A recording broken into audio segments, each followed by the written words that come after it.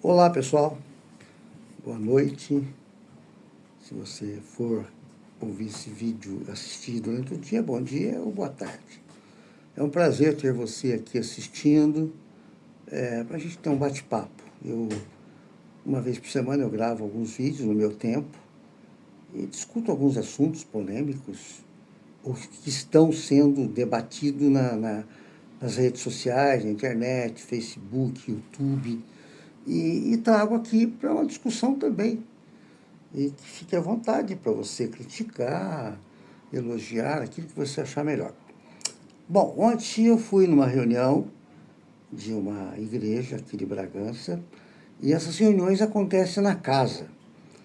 Ela é como se fosse um grupo de células, um pouquinho de modificação,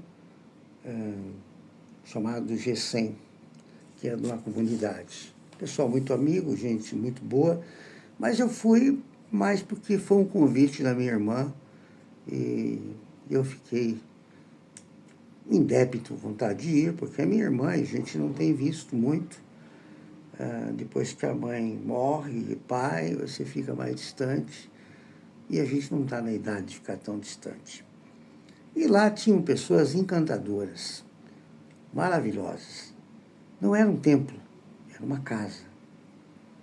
E eu me sentia realmente um profundo adorador por estar num lugar.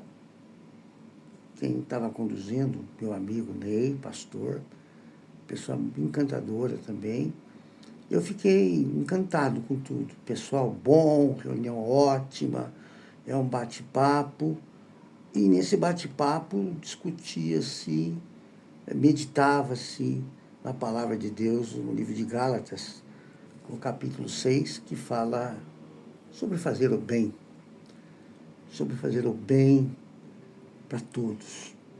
Que essa é a atitude do cristão que Paulo estava ensinando ao povo da Galácia.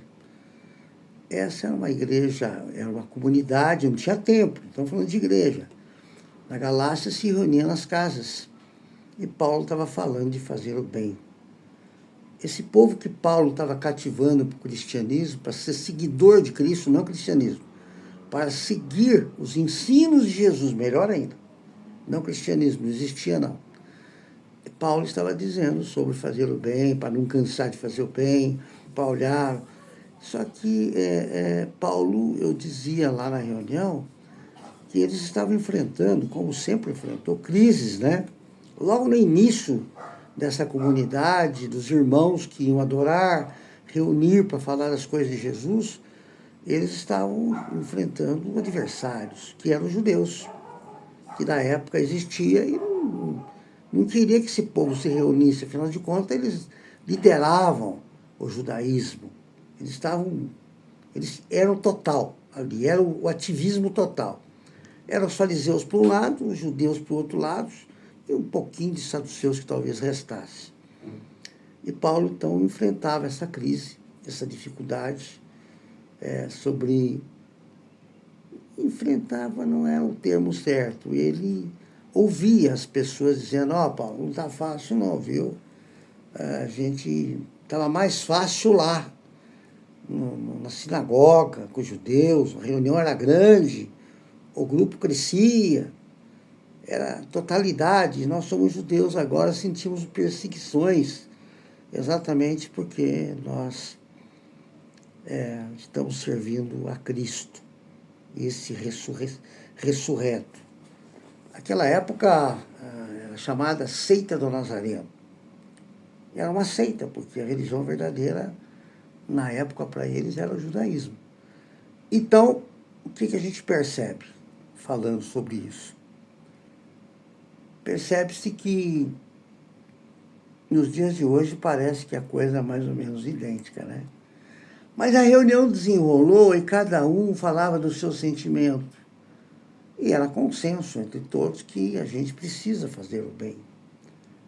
E eu falava do meu filho, que está preso, e que por tudo que ele fez, a vontade não era visitá-lo. Quem é que não tem raiva? Quem é que não tem mágoa? Mas olhando para a palavra, a gente tem que fazer o bem. Lembrar daqueles que estão presos, como Paulo falou. Então, trazer essa bondade para o coração. E eu confesso, com a idade que eu tenho hoje, que eu estou começando a aprender. Eu não sei.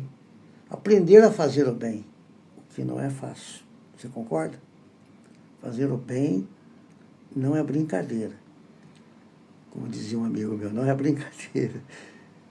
E Lacan fala, é interessante que Lacan fala que nós temos necessidade do outro.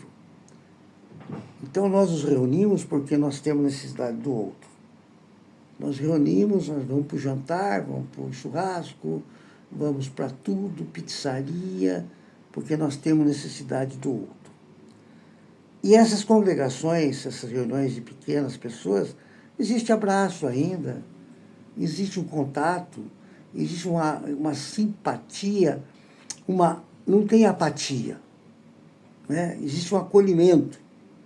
E a minha irmã é maravilhosa para acolher, meu cunhado também, são super acolhedores.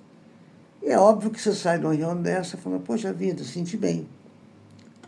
Então, esse registro preciso deixar aqui no dia de ontem. Muito obrigado.